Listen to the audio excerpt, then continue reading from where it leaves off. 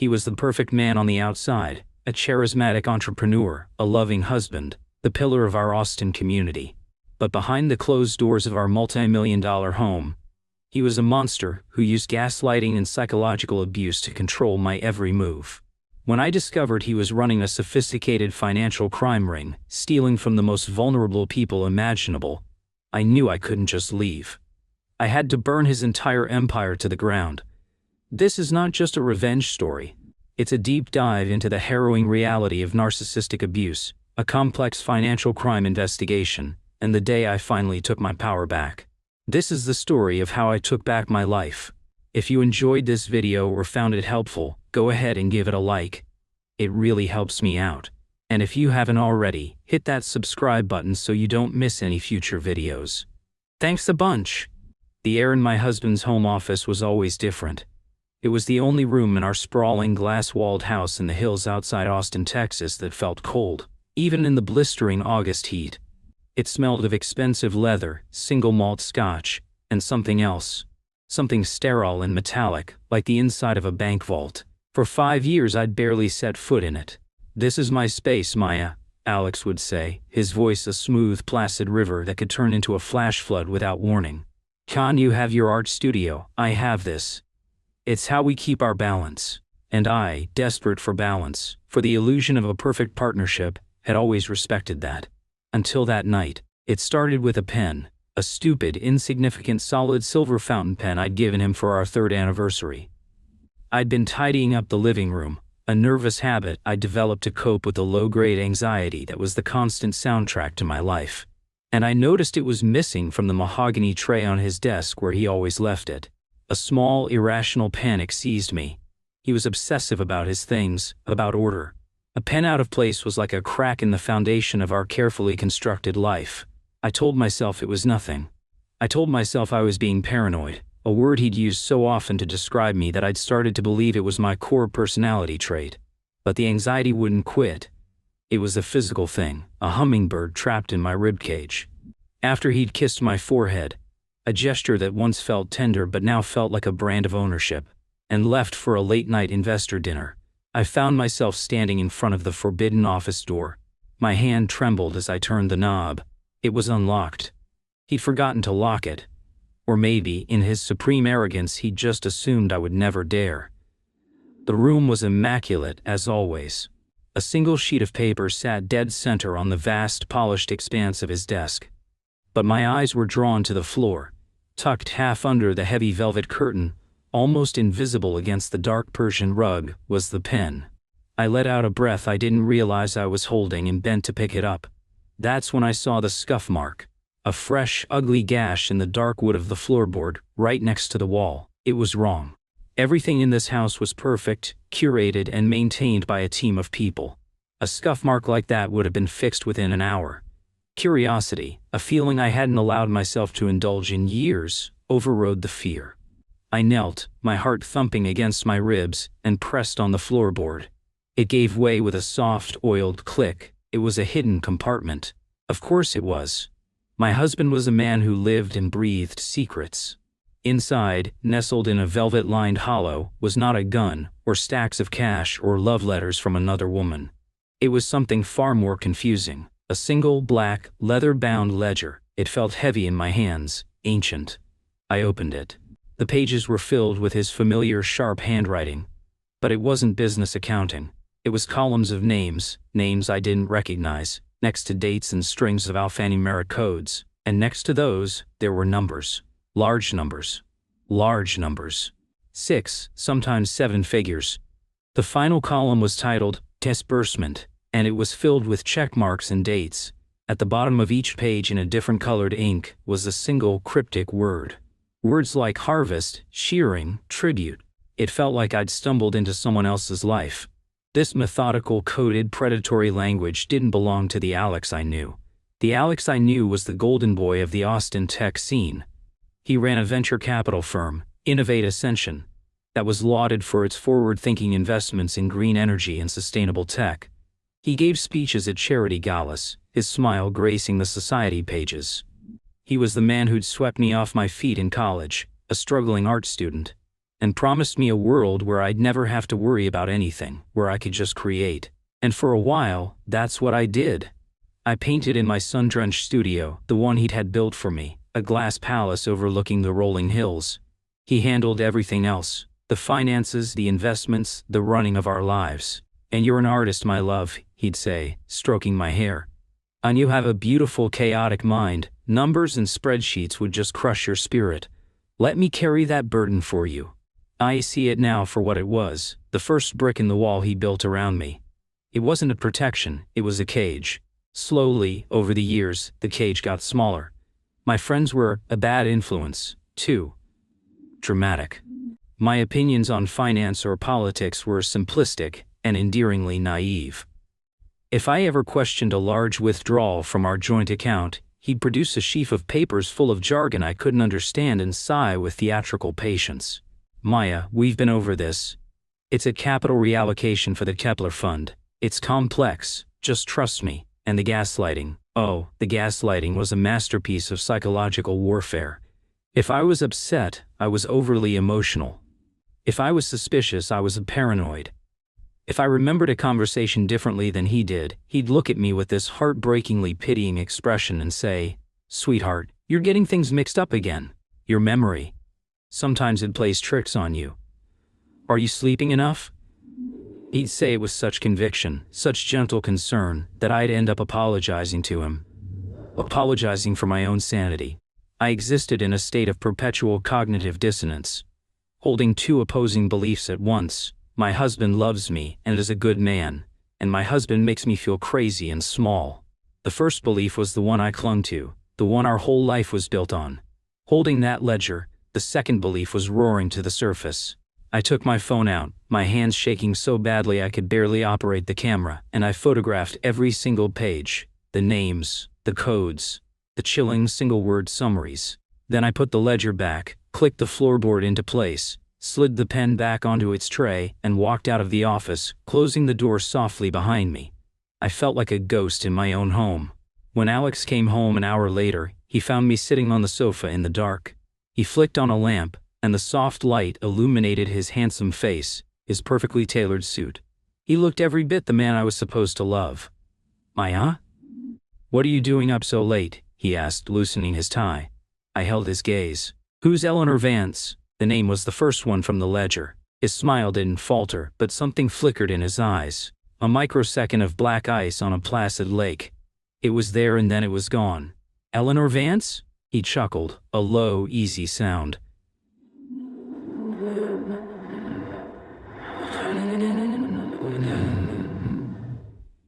He chuckled, a low, easy sound. "A sweet lady. Why?" "Her name came up," I said, my voice thin. "I was just reading an article online about local philanthropists." It was a weak lie, pathetic. He walked over and sat next to me, draping an arm around my shoulders. His touch felt like a spiderweb. "You and your late-night internet rabbit holes." He kissed my temple. "You're thinking too much again. You know what happens when you get overtired.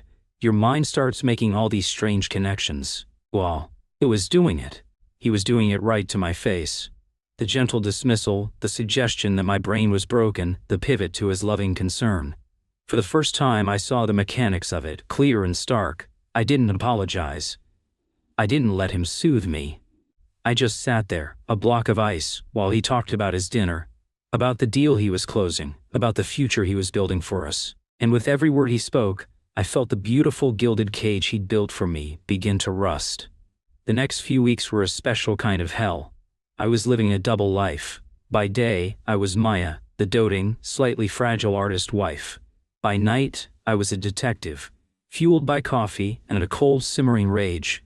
I spent hours locked in my studio, not painting, but cross-referencing the names from the ledger with public records, social media, and old news articles. A pattern began to emerge. Every single person in that ledger was over the age of 70. They were all wealthy, most of them from old money, and almost all of them were recently widowed or living alone. Eleanor Vance, 82, had lost her husband to cancer a year ago. Arthur Pennington, 78, a retired oil executive, was a widower who lived in a sprawling mansion in Westlake. The list went on and on. These weren't his investors. These were something else. I tried to understand the codes. ANAS 1, T4, F9. They meant nothing to me. But the words at the bottom of the pages, harvest, shearing, tribute, they made my blood run cold. It sounded like farming. Like they were livestock. My one lifeline was Chloe. We'd been roommates in college, and she was now a brutally sharp corporate lawyer in Houston. I'd let Alex slowly push her to the periphery of my life, convincing me she was too cynical and judgmental. I called her one afternoon, my voice a whisper, huddled in the back of my walk-in closet. "Maya, is that you?" "You sound like you're in a well," she said, her voice a welcome shock of sarcasm and warmth. I broke down. The whole story came tumbling out. The office, the ledger, the names, the gaslighting. I sent her the photos I'd taken. She was silent for a long time after I finished. The silence was more terrifying than any scream. "Okay," she finally said, her voice stripped of all humor. "Okay, Maya, first of all, you are not paranoid. You are not crazy. You are in danger. Do you understand me?" "What is it?" I whispered. "What do you think it is?" "I don't know for sure," she said, "but this looks bad, like, call the feds bad. This isn't just cheating on his taxes, Maya. The names, the ages. Sophisticated, high-level elder fraud. He could be convincing these vulnerable people to sign over their assets, maybe through his investment firm." The words hit me like a physical blow. Alex, my Alex, a predator who preyed on the elderly and the grieving. It was monstrous. The cognitive dissonance was a screaming siren in my head. No, not him. He's a good man. He cries at sad movies. He loves me. But the evidence was right there, in the cold, hard photos on my phone. "What do I do?" I asked, my voice cracking. "You do nothing," Chloe said firmly. "Not yet. A man this meticulous, this controlling, he'll have his tracks covered so deep you'll need a drill rig to find them. If you spook him, he'll bury it all. And you'll be the hysterical wife who tried to ruin his reputation. We need more. We need a professional." That's when I heard his car in the driveway. "He's home," I hissed. "And I have to go." "Maya, listen to me." Chloe's voice was urgent. "He's probably monitoring it. Act normal. Be the person he expects you to be. We're going to get you out of this. But you have to be smart. You have to be an actor." That night, I played the part of my life. I smiled. I asked about his day. I let him hold me. And as I lay in our bed, his arm heavy across my waist, I felt a profound shift inside me. The fear was still there, a cold stone in my gut. But it was being eclipsed by something else, something hot and sharp. Rage. It was the first time in a long time I'd felt an emotion that was truly my own. Not one he had assigned to me. The learned helplessness that had defined my existence for years was beginning to crack. He thought I was a fragile little bird in his gilded cage. He had no idea I was sharpening my claws. The final straw came a week later. My grandmother had passed away a year before, leaving me a small inheritance. It wasn't much in the grand scheme of our life, but it was mine. It was the last piece of my old life, my pre-Alex life. It was sitting in a savings account under my name, a safety net I never thought I'd need. One morning I logged in to check the balance, just to see it, to remind myself that a part of me still existed outside of him. It was gone, all of it. The account was empty. I felt the blood drain from my face. I walked out of my studio, down the hall, and into the kitchen where Alex was sipping an espresso and reading the Wall Street Journal, looking for all the world like the king of his castle. I placed the tablet on the marble island in front of him, the empty bank account displayed on the screen. "Where's my money, Alex?" He didn't even look up from his paper at first. "Morning, sweetheart." Then he glanced at the tablet and a look of mild annoyance crossed his face.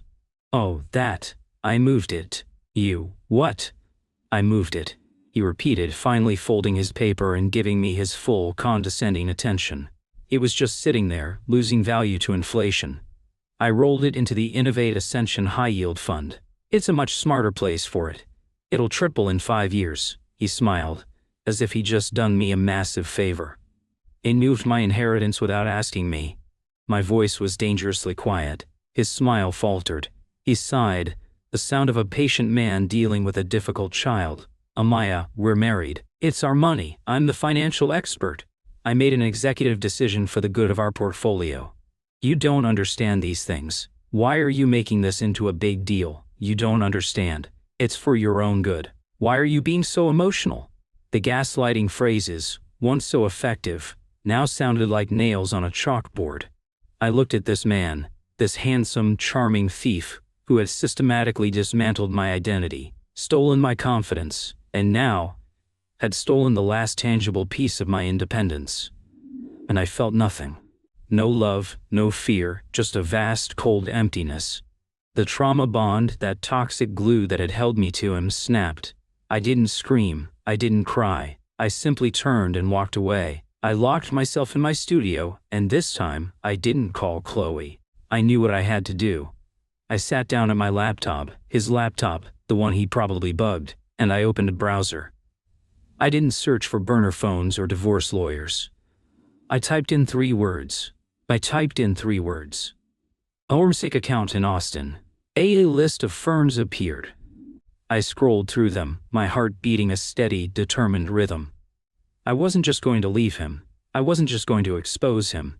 He had built an empire on lies and predation. He had used his intelligence to destroy people. I was going to use his own methods against him. I was going to take a scalpel to his perfect life and dissect it, piece by piece, until there was nothing left but the rotten core. I found a name that stood out, a woman. The bio was short and to the point. Caroline Davies, certified fraud examiner, specializing in complex financial malfeasance and asset recovery. There was a picture of her. She was in her 50s, with sharp, intelligent eyes that seemed to see right through the screen, and a no-nonsense expression that radiated competence. She looked like the exact opposite of me. She looked like everything I needed to become. I picked up my phone, my real phone, knowing he might be listening. I didn't care. Let him listen. Let him think I was finally cracking. I found her number and I pressed the call button. A woman with a crisp, professional voice answered. Davies and Associates, how can I help you? Sam, I took a deep breath, the cold, sterile air of Alex's world filling my lungs for the last time. Yes, I said, my own voice sounding clearer and stronger than it had in years. My name is Maya. I need to hire a forensic accountant. I believe my husband is a criminal, and I need you to help me prove it. Meeting Caroline Davies was like stepping out of a fog and into the Arctic. Her office, a minimalist space in a downtown Austin high-rise, was all sharp angles and cool tones of gray and white. It was the antithesis of the warm, deceptive luxury of my home. Caroline herself was just as stark. She wore a tailored pantsuit, her gray hair cut in a severe, stylish bob. She didn't offer pleasantries or coffee. She just pointed to a chair, sat opposite me behind a glass desk that held nothing but a laptop and a single file, and said, "Tell me everything, and don't leave out the parts that make you look foolish." So I did. I told her about the love story, the slow isolation, the gaslighting. I told her about the ledger, the names, the empty bank account. I showed her the photos on my burner phone, which I'd bought with cash from a grocery store ATM, feeling like a spy in a bad movie. She listened without interruption, her eyes fixed on my face, her expression unreadable. When I finished, the silence in the room was absolute. I felt raw, exposed, and deeply, deeply foolish. "You're not foolish," she said, as if reading my mind. You're a classic target. Intelligent, empathetic, and you wanted to believe in the fairy tale. Narcissistic predators are experts at finding people like you. They see your goodness not as a virtue, but as a vulnerability to be exploited. Hearing my life, my trauma, diagnosed so clinically was strangely comforting. It wasn't a personal failing, it was a predictable outcome of a specific type of abuse. She tapped a long, elegant finger on her desk. "And your husband isn't just a fraudster, Mrs. Lattimore. Based on this ledger, he's a sociopath with a spreadsheet. This is a meticulously organized, long-term operation. Harvest, shearing. It's the language of a predator who views his victims as livestock. He's not just taking their money, he's taking their dignity, their security, everything. And he's enjoying it." A shiver went down my spine. "What can we do?" Chloe was right, Caroline said, her voice dropping into a low, conspiratorial tone. And can't go to the authorities yet, not with just this. Men like your husband are masters of plausible deniability. He's insulated himself with layers of shell corporations, offshore accounts, and an army of high-priced lawyers. He'll paint you as a vindictive, unstable spouse. We need to find the central nervous system of his operation. We need the master ledger, the real one. The one that connects his firm Innovate Ascension directly to the theft from these individuals. We need irrefutable proof. You have to continue playing the part of the fragile, loving wife. You have to become the greatest actor of your life. Can you do that? The thought of returning to that house, of sleeping next to him, of smiling at him, made me feel physically ill. The old Maya, the one who existed just 24 hours ago, would have said no. She would have crumpled. But looking into Caroline's unflinching eyes, I found a new resolve hardening inside me. This wasn't just about my stolen inheritance anymore. This was for Eleanor Vance. This was for Arthur Pennington. This was for every name in that book. Yes, I said. I can do that. What do I need to do? And so began my real education. Caroline and her team turned me into an operative. They gave me a crash course in digital security. They taught me how to spot surveillance software on my devices and how to create a clean digital footprint. They gave me a set of tiny high-resolution cameras, one disguised as a button for my blouse, another as a USB charger. My mission was simple but terrifying: get inside his office, access his main computer, and clone his hard drive. For the next 2 weeks, I lived on a knife's edge. I played the role of the chastened wife perfectly. I apologized for being so emotional about the inheritance. "And you were right, Alex," I said one evening, my voice trembling with feigned sincerity. "I don't understand finances. I should trust you. I'm sorry I questioned you." The relief on his face was palpable. He pulled me into his arms, stroking my hair. "It's okay, sweetheart. I know it's hard for you. That's why you have me, to take care of things." The condescension was so thick I could have choked on it, but I just smiled and burrowed my head into his chest, my heart pounding with a mixture of revulsion and triumph. He was buying it. His ego was so vast he couldn't conceive of me as a threat. He saw my submission not as an act, but as a return to the natural order of our world. My chance came on a Thursday night. He was the keynote speaker at a huge tech gala downtown. He would be gone for at least 5 hours. "I'm not feeling well, honey," I'd said that morning, pressing the back of my hand to my forehead. "And I think I should probably stay home tonight." He looked at me with that familiar, infuriating pity.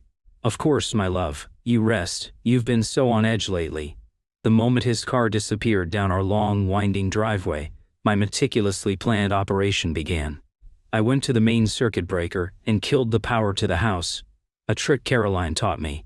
This would temporarily disable any hardwired security cameras he had that weren't connected to the main alarm system. I then disarmed the main system with our code. The house fell into an eerie silence, broken only by the frantic drumming of my own heart. I walked into his office, the USB charger camera in my hand, and plugged it into an outlet that gave it a clear view of the room. This would record everything, just in case. Then I sat down in his throne-like leather chair. It felt like sitting on a block of ice. I powered on his computer, password protected. Of course, Caroline had prepared me for this. "Narcissists are creatures of habit and ego," she'd said. "A password will be something meaningful to him. Not to you, not to us. It will be about his own success, his own identity."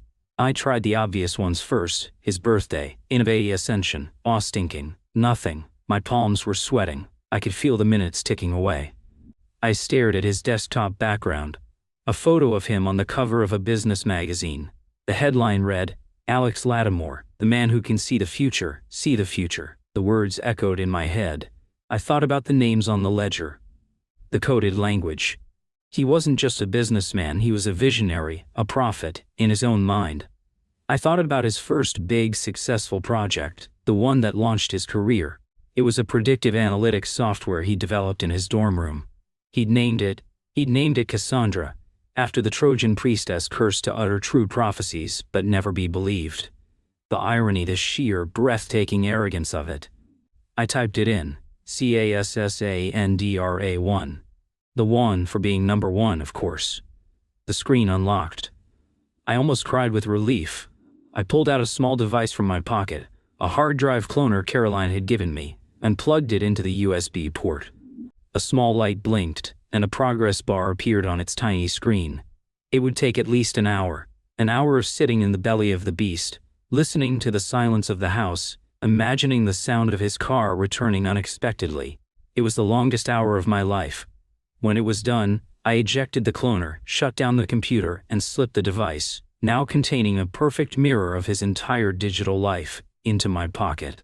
I reset the circuit breaker, armed the alarm, and went back to my bedroom, my body trembling with adrenaline. I had it. I had the whole thing. The next day, I delivered the clone drive to Caroline. Her team of digital forensics experts, a group of pale, brilliant young people who looked like they lived on energy drinks and code, descended on it. 2 days later, Caroline called me into her office. The mood was grim. "Confound it, Maya," she said, her voice heavy. She turned her laptop screen towards me. It was a labyrinth of encrypted files, hidden partitions, and offshore bank accounts stretching from the Cayman Islands to Switzerland. But her team had broken through. They'd found the master ledger. It was a vast, terrifyingly detailed database. It had all the names from the physical ledger and hundreds more. It detailed every transaction, every shell corporation used to launder the money, every legal loophole exploited. And it confirmed our worst fears. Alex was targeting wealthy, elderly individuals, mostly women, shortly after they'd lost a spouse. He would approach them under the guise of a friend, offering to help them manage their complex finances during their time of grief. He was a charming, handsome man offering a steady hand in a time of chaos. They trusted him. He'd have them sign complex power of attorney documents they didn't understand, giving him full control of their estates. Then he would systematically bleed them dry. He'd liquidate their stock portfolios, sell their properties, and drain their bank accounts, funneling the money through his web of shell companies until it landed, clean, in the coffers of Innovate Ascension. He wasn't investing their money. Innovate Ascension was the money. It was a giant, glittering facade built on the life savings of the dead and grieving. But that wasn't the twist. That wasn't the part that made me physically sick. "There's something else," Caroline said, her face grim. She had a partner. She clicked on a folder. It was labeled. Inside were email chains, documents, and bank transfers. The partner wasn't a business associate. It wasn't some shadowy criminal figure. It was his mother, Eleanor Lattimore. The pieces clicked into place with horrifying clarity. Eleanor, the elegant, silver-haired matriarch of a prominent Austin family. She was on the board of half a dozen charities. She ran the city's most exclusive grief counseling group for wealthy widows. A grief counseling group. That's how he was getting his leads. His own mother was identifying the targets, the richest, the most vulnerable, the most alone, and feeding them to her son. The words from the ledger suddenly made sense. Harvest. She was harvesting victims for him. The files contained emails between them, discussing potential targets with the detached cruelty of farmers discussing livestock. "And Mrs. DuPont is weakening," one of Eleanor's emails read. "Her husband's birthday is next week. That will be the time to approach. She's worth at least 8 figures. I saw her face in my mind, the warm smile she gave me at family dinners, the hand she'd pat mine with while telling me how lucky I was to have a man like Alex to take care of me. She hadn't just enabled his narcissism, she had cultivated it. She was his co-conspirator. They were a dynasty of predators. "This is the smoking gun, Maya," Caroline said softly. "This is enough to put them both away for the rest of their lives. We had him. We had them both. But I didn't just want them in jail. I wanted to destroy the myth. Alex had built his entire identity on the image of the brilliant, self-made visionary. I wanted to tear that image down in the most public, most humiliating way possible. And I knew exactly how to do it." The annual Beacon of Hope Charity Gala was the pinnacle of the Austin social calendar. And this year, the guest of honor, the recipient of the city's Philanthropist of the Year award, was none other than Alex Lattimore. He was set to give a grand speech about corporate responsibility and giving back to the community. His mother would be there, beaming from the front row. It was to be his coronation. It would be his execution. In the weeks leading up to the gala, Caroline and I worked with the FBI and the SEC. We handed over everything. They were astounded by the sheer scale and cold-blooded precision of the operation. An agent, a weary-looking man named Davis, told me they'd been tracking whispers of a high-level elder fraud ring in Texas for years, but could never find the source. "He was a ghost," Davis said, looking at me with a new respect. "You did what millions of dollars in federal resources couldn't." The plan was set. The federal agents would let the evening play out. They wanted to see who he interacted with, who his other potential co-conspirators were. They would make their move at the peak of the evening, right after his speech. The night of the gala, I felt a strange, zen-like calm. I wore a backless, blood-red dress. If I was going to be a Scarlet Woman, I would at least look the part. Alex, oblivious, was incandescent with pride. "You look breathtaking, my love," he said, kissing my bare shoulder. "Tonight is the biggest night of our lives." "I know," I said, meeting his eyes in the mirror. "I'll never forget it." We walked into the ballroom to a sea of applause. We smiled. We shook hands. I saw his mother, Eleanor, holding court, looking regal and untouchable. She blew us a kiss. I smiled back, a viper's smile. The dinner was endless. Finally, the moment arrived. Alex was introduced with a fawning tribute video full of testimonials about his genius and generosity. He walked to the stage, bathed in a golden spotlight, the conquering hero. He began his speech, his voice smooth and commanding, filled with platitudes about integrity and community. I watched from our table, my heart a cold, steady drum. I saw Agent Davis and his team, dressed in tuxedos, move quietly into position near the exits. Alex reached his crescendo. "Because in the end it's not about what you accumulate for yourself," he said, his voice ringing with false sincerity. "It's about the legacy you build, the lives you touch, the good you put into the world." The room erupted in thunderous applause. He stood there soaking it in, his arms outstretched, a golden god on his pedestal, and that's when it happened. The house lights came up. The applause faltered, turning into confused murmurs. Agent Davis walked onto the stage and took the microphone from Alex's hand. "Alexander Lattimore," Davis's voice boomed through the ballroom. "You are under arrest for conspiracy, mail fraud, wire fraud, and money laundering." A collective gasp went through the crowd. Alex's face went white. He looked utterly bewildered, like a god who'd just been struck by lightning from a clear blue sky. He looked out at the crowd, his eyes searching, and they landed on me. I just sat there, my expression perfectly neutral, and I slowly raised my wine glass in a silent toast. In that moment he knew. The confusion in his eyes curdled into pure, unadulterated hatred. His perfect mask shattered, and for one horrifying second, the entire ballroom saw the monster underneath. Chaos erupted. Agents swarmed the stage. Another team moved to Eleanor's table. Her regal composure dissolved into a shrieking, panicked mess as they put her in handcuffs. Cameras flashed, the city's elite staring in stunned disbelief as their golden boy and his queen mother were led away in disgrace. I didn't stay to watch the rest. I stood up, my back straight, and walked out of the ballroom. No one tried to stop me. As I stepped out into the cool Texas night, leaving the wreckage of my old life behind me, I didn't feel vengeful or even triumphant. I just felt free. The hummingbird in my chest was finally still. It's been 2 years. The trials were long and messy, but the evidence was overwhelming. Alex and his mother were convicted on all counts. They'll likely spend the rest of their lives in prison. A court-appointed receiver, guided by Caroline's forensic maps, managed to recover over 90% of the stolen assets, which were returned to the surviving victims and the estates of those who had passed. I divorced Alex while he was in custody. He tried to fight it, to claim I had no right to our assets, but our assets were all fruits of the poisonous tree. In the end, all I took from the marriage was the one thing he could never touch, myself, and my grandmother's inheritance, which the receiver recovered from one of his slush funds. I don't live in the glass house on the hill anymore. I have a small, bright apartment in the city, with a messy, paint-spattered studio that feels more like home than that mansion ever did. I'm painting again, not as a hobby, but as my life. My work is stronger now, bolder. It's filled with all the colors I wasn't allowed to feel for so long.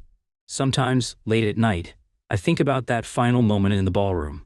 The look in his eyes when he realized that the fragile, naive girl he'd molded and controlled was the architect of his downfall. He thought my greatest weakness was that I was an artist, emotional, chaotic, and easy to fool. He never understood that an artist's true gift isn't just seeing beauty. It's seeing the truth. It's seeing the cracks in the facade, the darkness under the gilded surface. He gave me a cage, but he forgot that cages have locks. And sometimes the person you trapped inside is the only one who knows how to pick it.